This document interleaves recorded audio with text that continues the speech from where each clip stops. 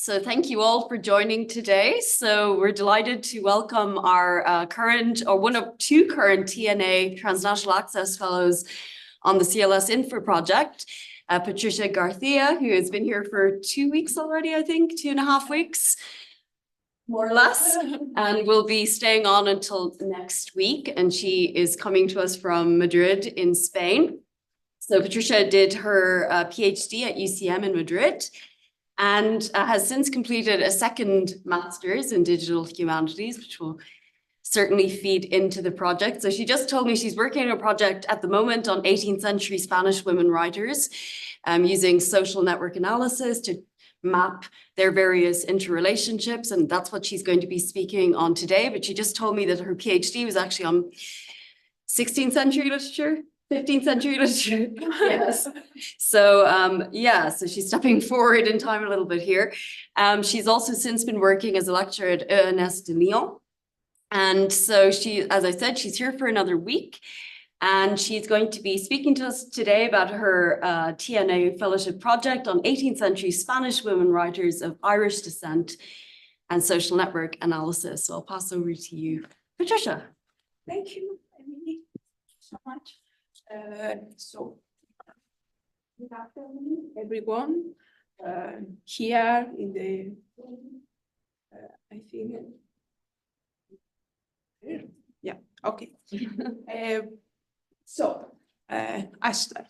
These projects arose during the last summer while I was working on a critical edition of the first Spanish feminist essay, Apología de las Mujeres by Inés Joyés. Studying her biography and having studied other women writers of the period, I realized how many Spanish women writers of Irish descent there were in that period. So thanks to the TNA Fellow, it's been possible to develop more deeply into this circumstance. This is still a work in progress. So for this, I'm very grateful both to the organization and to my host institution, University of Galway, and especially in particular to Dr. Emily Wright for her welcome. Thank you. Okay. As I said, several women writers of recognized prestige in Spain, born during the 18th century, had Irish ancestry. The project proposed to explore, on the basis of the personal connection that can be traced through documents and literary historical works, the different visualization of their relationship graph. The migration of women from Ireland to Spain has been constant through the modern age. In the image we can see, in that image we can see the settlement of Irish communities in the peninsula. First wave Irish female migrants established their first permanent community in 1499 in Bilbao, north Spain. These first female settlement were members of the Dominican order, and they depart from Galway, and they were sponsored by donatrices, that's it, by other non-religious women. The first event begins a cultural tradition of Irish women writing and spreading their ideas in Spain for centuries. Following the 1559 Valdez Index, Valdez is the General Inquisitor, index the list of banned books. Irish women could have been prosecuted for any of the numerous types of literary activities. Writers, translators, librarians, readers, editors, authors, or dedicates, among others. So, warning, Irish women. On the political level, the signs the Treaty of Dingle in 15 29, Spain and Ireland had a certain affinity and common position. Today is a good day to talk about that, if you know, due to the common position that period, due to the defense of Catholicism in the 16th century, Spain support the Irish rebel fighting against England for political question. During the 9 Years' War, many Irish in rebellion sought refuge in Spain after the Irish ran away, and over the next 2 centuries, Irish soldiers contribute to the army, Spanish army, and participate in the colonization of America. So the 18th century in Spain has been referred to as like the century of national patriotism, because it saw the gradual abandonment, the concept of the supranational Spanish monarchy, to reach the unitary nation state, absolutely tendency imported from France. In that context, the enlightened European and cosmopolitan man or woman is exemplified in the Irish merchant. So, thus, in the 1718, the Bourbon King Philip V reinforced their position in public declaration. The Irish merchant community in Cádiz, specifically Cádiz, South Spain, was very important because this city was the main port on the route to the Americas. However, the situation changed at the beginning of the 19th century due to the political instability of the country. Cádiz became the center of the Spanish liberal revolution that would lead to the first Spanish constitution. This introduction is to situate the writers we are going to talk about, since all of them are descendants of these merchant families settled in Spain. And many of them are also linked to the city of Cádiz, specifically. So, the main hypothesis to be corroborated is whether the relationship maintained that connected them with their country of origin helped them in the publication of their work, and in each particular case, whether this help may have been motivated by the aim of disseminating Enlightenment ideas. More specifically, we can formulate them as follows: the research question: did the Irish ancestry of these women help bring them into contact with the Enlightenment ideas? Are their family relations important to their works, to their literary production? In principle, the project will focus on 5 writers. Let's talk about them. The first one, Inés Joyés y Blake. She was born into a family of Irish descent. Her father, Patricia Joyés, had a quite prosperous financial company that, upon his death, continued to be run by her mother. Inés left Madrid to move to Málaga, South Spain, after marrying Agustin Blake, a relative on her mother's family, her mother's side, and to Irish, with whom she will have 9 children. She wrote only one work, the Apología de las Mujeres. I don't know if Women's Advocacy, Apology of Women, or something like that.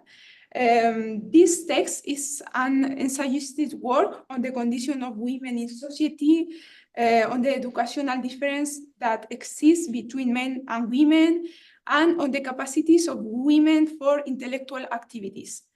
The essay is not published in an STEM form, but constitutes a final annex to its only known translation, the novel of History of Racelas, Prince of Abyssinia by Samuel Johnson, published in Spain in 1798. We cannot affirm that writing or translating was her main occupation, although there are indications that her house in Malaga was a place of social gathering and meetings among intellectuals. However, there is no record of her participation in any recognized group, which raised the following question: why, when she was 67 years old, did she decide to translate Samuel Johnson and write a feminist plea? Why? Maybe she elaborated the translation and writing of her essay long before publication, but that she waited for appropriate times for its printed dissemination, which could be supported by the dedication to the Duchess of Osuna, Maria Josefa Pimentel. What is indisputable is that modern feminism was already born, and all over Europe, the dispute of the sexes had flared up. So that's the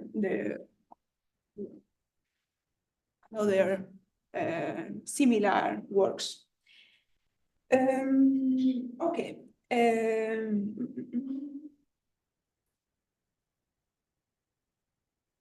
And the choice of Johnson novel is not accidental. The thesis most defended in the Enlightenment is that souls are equal, and that's an idea in the novel it's developed. So that's because. Okay, the second one, Margarita Hickey y Polizzoni. Poet, dramaturg, translator. She was born in Mallorca, Iceland, Baleares, around 1740 in the bosom of a family formed by the military of Irish origin, Domingo Hickey, and the Italian Anna Polizzoni, opera singer. She married Juan Antonio de Aguirre. She had a close friendship with the poet Vicente García de la Huerta. She was widowed at a young age. She published some poetic texts under the pseudonym of Doña Antonia de la Oliva. She died around the beginning of the 19th century.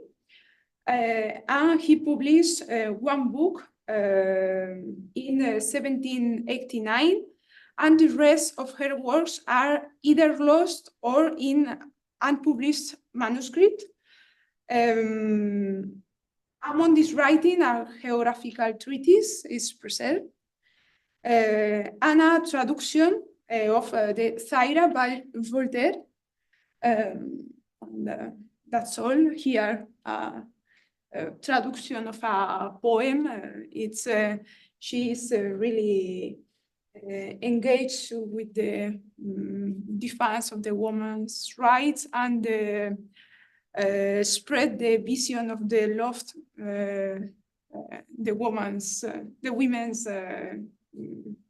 rights. So, okay, the first one, Maria Gertrudis de Ore.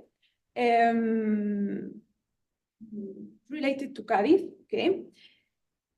Daughter of Maria Ley and Miguel Ore, both Irish, dedicated to commerce. Her parents provide her with a very good education. She stood out for her beauty and her early love of poetry, being called the Daughter of the Sun, hija del Sol. She married another Irish merchant, Esteban Fleming. She participated in the gathering of Antonio de Ulloa and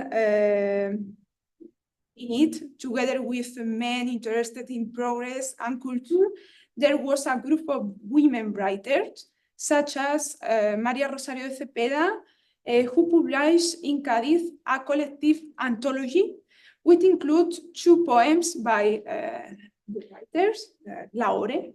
But the scandal that arose as a result of her extramarital affairs had as a solution her entry into the cloistered convent, Descalzas Reales, that's in the photo, in Cádiz.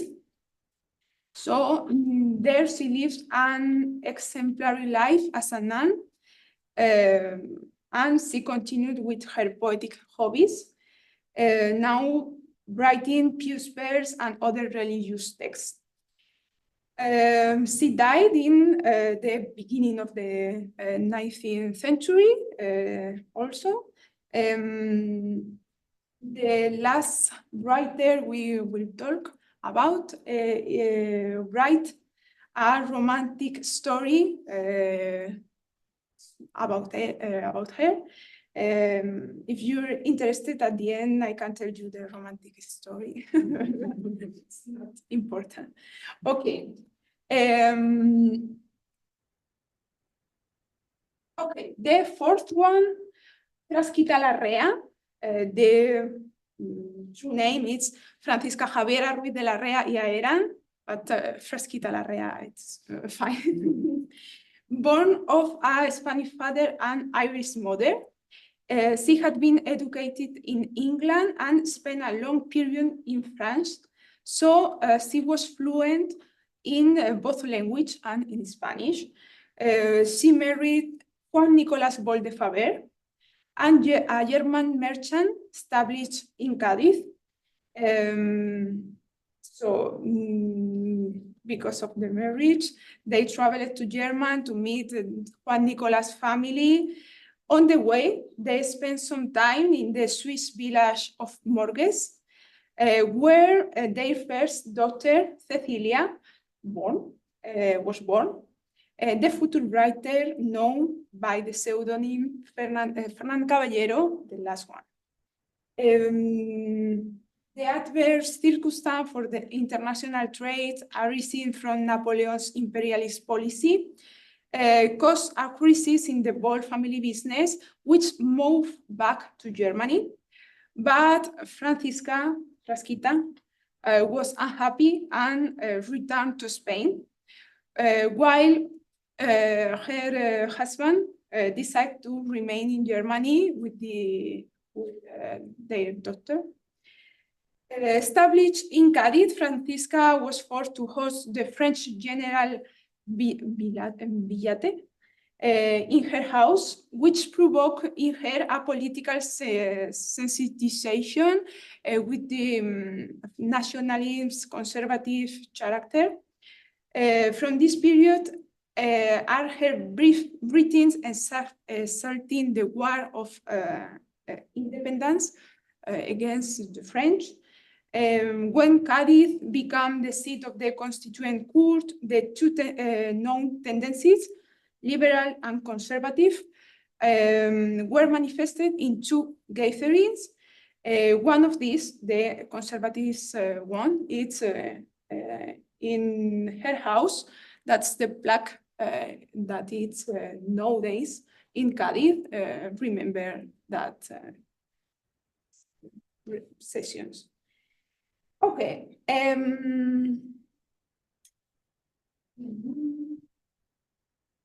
Okay, the last one, Cecilia Bol de Faber, is the operate the others, no? She's the firstborn of the marriage formed by Juan Nicolás Bol de Faber and Frasquita Ruiz de Larrea, Doña Frasquita. She was born in Switzerland, but grew up in Hamburg with her paternal family. Her primary education was initially entrusted to a Belgian governess, but she entered a French boarding school in Hamburg finally. This provided her with a careful education and a perfect command of French, which explain why some of her first stories, novels, were initially written in French. She married 3 men, all died before her. Life little. In the palace of one of her husband, Francisco Ruiz del Arco, they hold a cultural and social meeting attended by representatives of high society and foreign personalities, such as Washington Irving, Stirling, Baron Taylor. Okay. She wrote all of these, and in addition to her novels, she also wrote numerous short stories, newspaper, articles, poetic, traduction.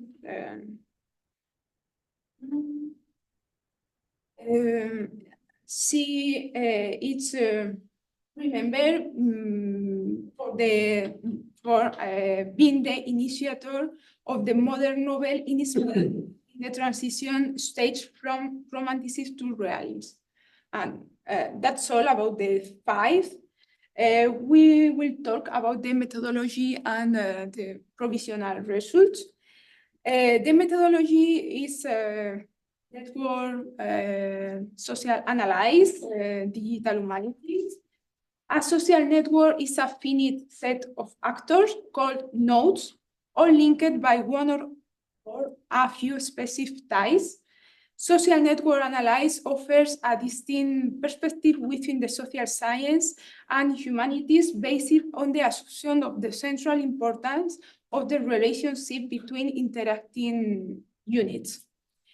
Within the broad field of data analysis, the study of social network based on the principles of the social psychology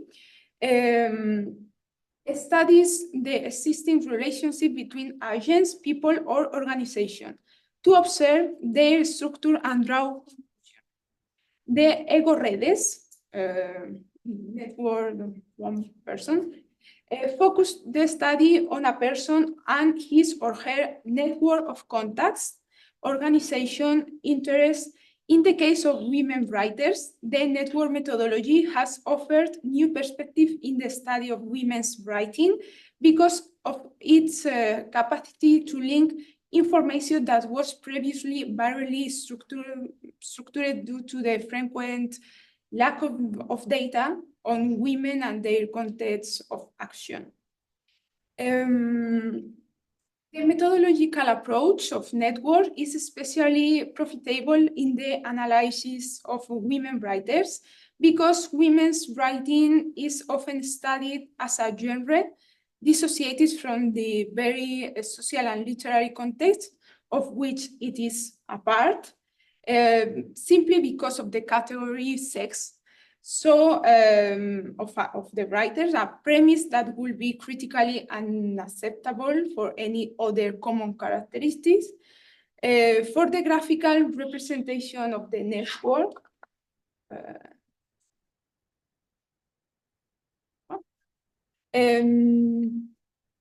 I use the Bisone program. The software is Bisone.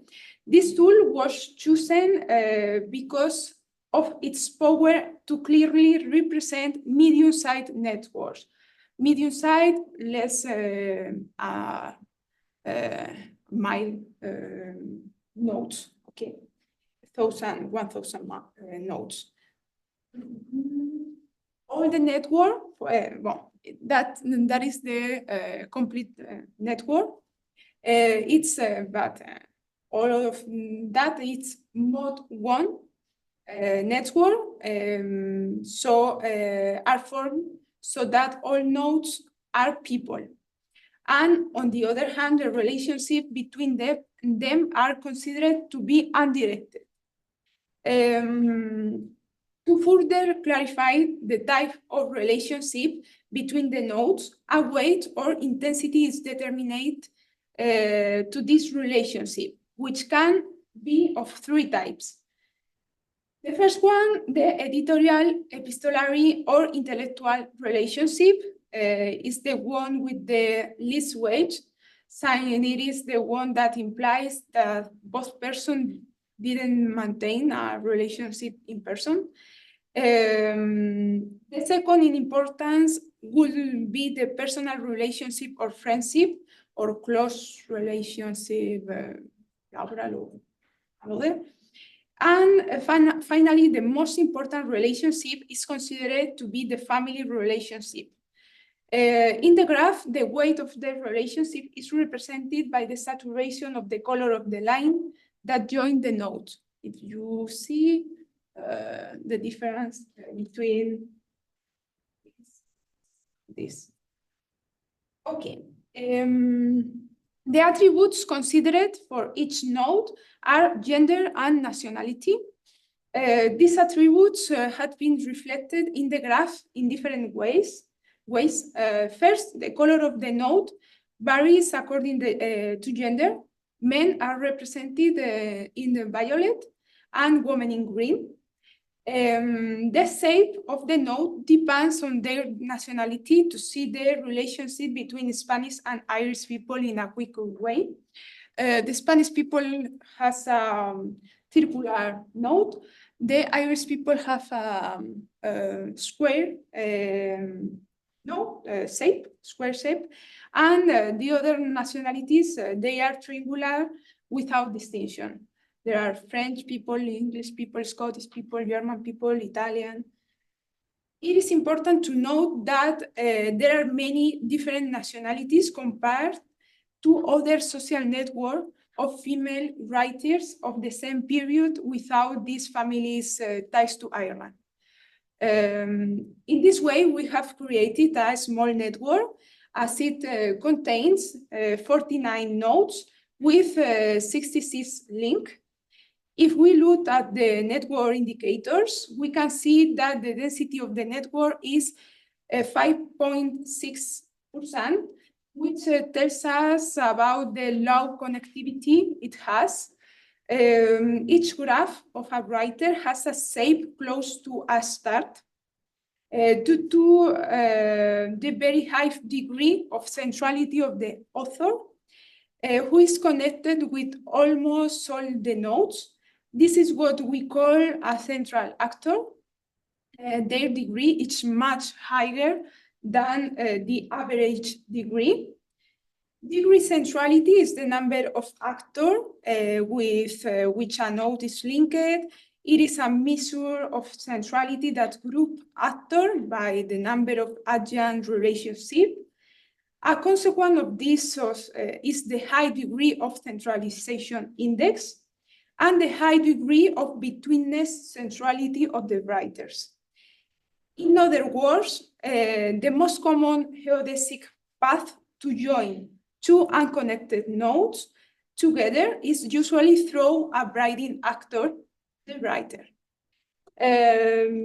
Okay. In addition to the general graph, the particular graph of each writer and graph that allow a quick visualization of the betweenness centrality and the cluster have been created. This data show that due to the low connectivity and in the absence of certain nodes, the network would be facing a structural hole. While it is true that the density of the network is an indicator that decreases in a non-proportional way as the size of the network increases, because while the number of possible links is proportional to the size of the network, the probability that an individual has of forming with others, it's not proportional. Another suggestive element to look, we can see another example, to look at the network is the degree of modularity, which despite the indicators given it is possible to see a network of subnetwork from the graph studied. Its measure the ease with which a network can be decomposed into modular communities. A high level of modularity indicates a sophisticated internal structure. This structure, often called community structure, describes how the network is compartmentalized into subnetwork.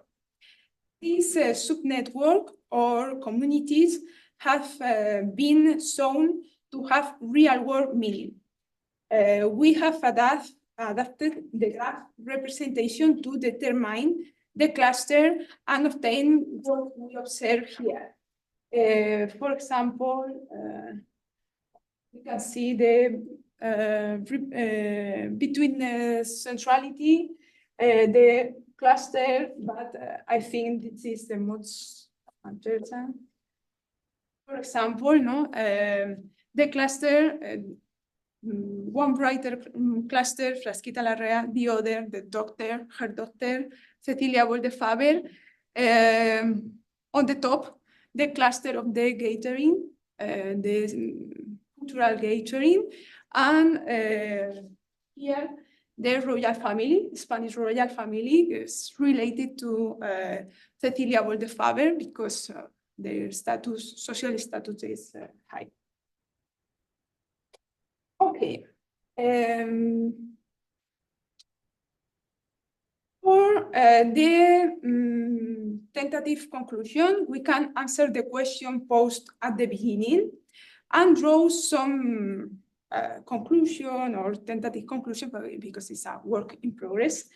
It doesn't seem that family relationships are so decisive for the literary production of the authors, but rather the relationship that their family establish with the local powers. That is to say, what does positively influence their work are the relationship with the powers that be under relevant of those friendship for their social status. This relationship led the women writers studied on many occasions to be able to interact in international intellectual circle, where they come into contact with the ideas of the Enlightenment. In other words, they participate in or organized literary gatherings, many of them being salonières, the word, okay. The third one, the Irish ancestry of this woman was decisive in their intellectual development, basically because of their mastery of the English language, the fact that they were able to read European texts, whether or not they were in their original version, and have access to these ideas before they were introduced in Spain or translated into Spanish, can be considered relevant to their work. And the last one, all of them worked as translator, and most of them used pseudonyms to disseminate their works. To conclude, we can say that many of the works of this writer are ideologically framed in what we call the Catholic Enlightenment in Spain, a tradition that in later centuries would have an outstanding historical relevance within the feminist movement, with figures such as Concepción Arenal, for example. However, as I have already remarked, this is a work in progress that may vary slightly in the remainder of the research, and also for this reason, I invite you to discuss it. Thank you very much for your attention. That's all.